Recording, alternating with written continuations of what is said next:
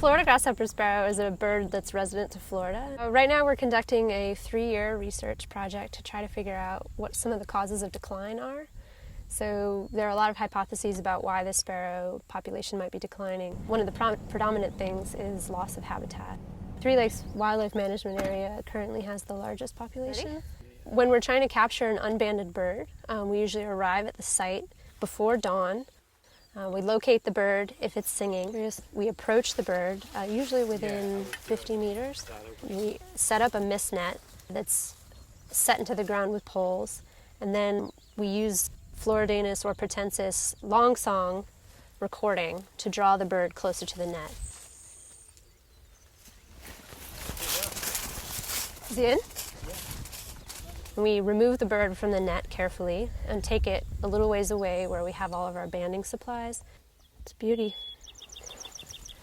We mark the birds with color bands so that we'll be able to identify them as individuals later.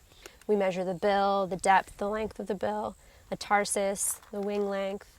We check the bird for ectoparasites. We also collect blood samples for DNA analysis.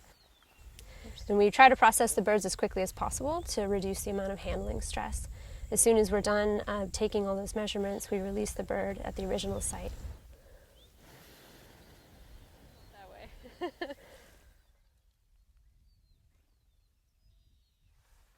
Florida grasshopper sparrows have very low nest success. It may be only 1 in 3 nests are successful. Okay, when we're looking for nests, what we try to do is find the female that's associated with the territory. Unfortunately, we haven't been able to find very many females. We don't know if that's because there aren't very many females left in the population, or if it just has to do with how cryptic they are. Another method that we use for nest searching is just systematic walking through a bird's territory, where we carefully walk, scanning the ground for signs of a nest. Their nests are very hard to find. They're constructed out of dead grass, and they're built with a dome. So even if you're looking down on the nest, you can't actually see any eggs or any indication that it is a nest. If this was an active nest, I would not be bringing anyone here to see it because it's a very sensitive thing. If and when we do find nests, we are very careful to stay in the area only for a very short time. We usually mark the nest location with a GPS unit and place a few flags near the nest, not right on the nest, but just near it. And then we back away as soon as possible to let the birds return and also avoid leaving our scent in the area that could attract mammal predators.